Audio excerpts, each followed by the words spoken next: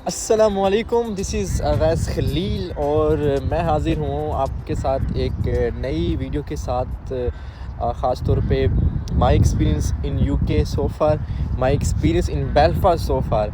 बहुत सारे लोग मुझसे पूछते रहते हैं कि मेरा एक्सपीरियंस कैसा जा रहा है और बहुत सारे मैं नेगेटिव और पॉजिटिव चीज़ें और वीडियोस देखते रहता हूँ जो यहाँ पे पहले से लोग आए हुए हैं। और लेकिन मैं पर्सनली आपको जो बताऊँगा, जो मेरे दोस्त हैं, जो लोग आ रहे हैं, ताकि मैं चाहता हूँ कि लोग सोच समझ के फ़ैसला करें। और जानता हूँ कि पाकिस्तान में लोग जो है ख़ास तौर पे जो स्टूडेंट लोग हैं और जो यंग जनरेशन है वो पाकिस्तान से बाहर निकलना चाहती है, just like me, that's the truth. और देखें, ये मेरा जर्नी टेक था 2025 का और मैंने भी एक दफ़ा डिसाइड करने से पहले बहुत दफ़ा जो है ना मुझे कन्फ्यूजन थी, मतलब कि मैं जाऊँ ना जाऊँ, मुझे वहाँ पे क्या फ़ेस करना पड़ेगा, क्या चैलेंजेस फ़ेस करने पड़ेंगे।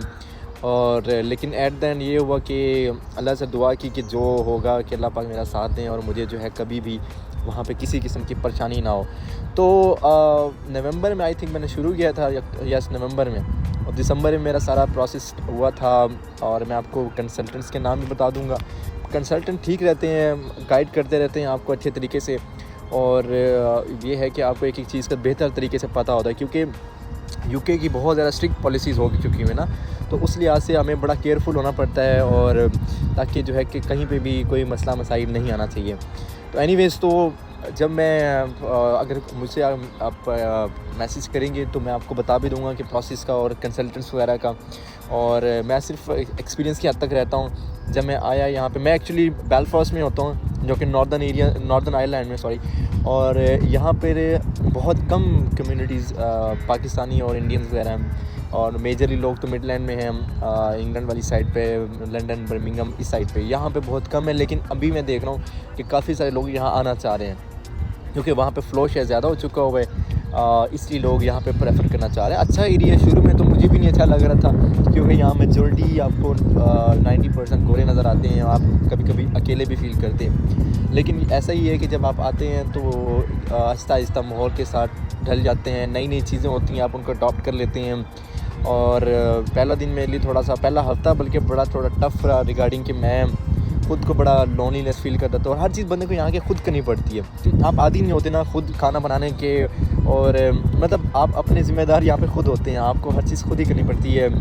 और जॉब ढूंढना, अगर मतलब जॉब ढूंढने में काफ़ी मुश्किलात आती हैं, वो एक अलग एक चैलेंज होता है। लेकिन ये है कि वक्त के साथ साथ ये होता है कि आप अल्लाह पे भरोसा रखते हैं और नमाज अदा ज़रूर करते हैं। और ये है कि शुरू में मैं इमोशनल भी हो जाता था, लेकिन ये था कि अब क्योंकि आ चुके थे और अब इतना पैसा लगा के आ चुके थे, तो इवेंचुअली हमें जो है ना अपने आप को ढालना था। और रिगार्डिंग माई जॉब्स यार, आते ही मैंने जो है ना जॉब हंटिंग शुरू करी थी, ऑनलाइन शुरू करी थी। अच्छा, जॉब्स के हवाले से मैं कुछ स्टूडेंट्स को या जो आने वाले लोग हैं उनको गाइड करूँगा कि आने से पहले ड्राइविंग लाइसेंस मस्ट किसी भी सूरत में ड्राइविंग लाइसेंस मिस नहीं करना। यहाँ पे मेजॉरिटी जॉब्स आपको ड्राइविंग लाइसेंस की बेस में मिले, तो आप लोग इंटरनेशनल जो पाकिस्तान में से है या जो भी इंडियन से है या बांग्लादेशी लोग आ रहे हैं, तो अपना driving licence, international driving licence लाजमी लेके आइएगा।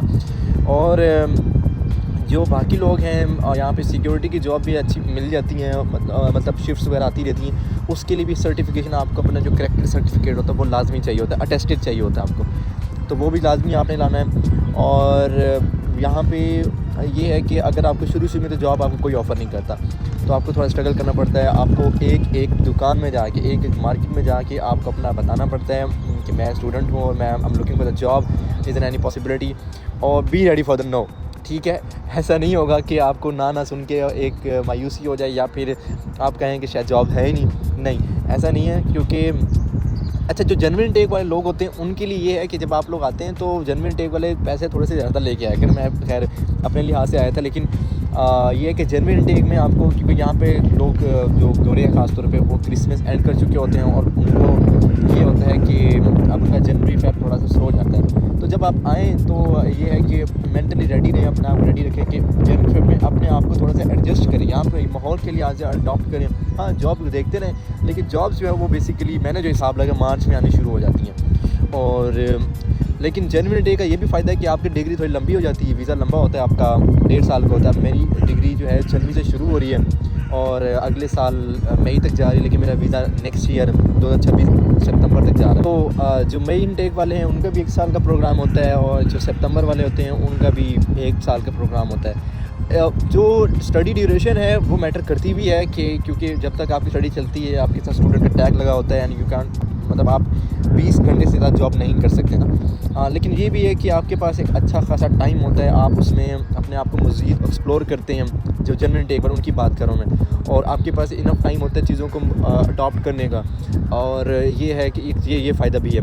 अच्छा, जहाँ तक बात है जॉब्स के हवाले से, मैंने बहुत सारी वीडियो देखी हैं, लोग कह रहे हैं यूके मत आएँ, जॉब्स नहीं हैं। तो मैं पर्सनली ये समझता हूँ जॉब्स हैं, लेकिन अपने आप को इतना देखें, वही एक ही बात है कि स्किल होना ज़रूरी है यहाँ पे।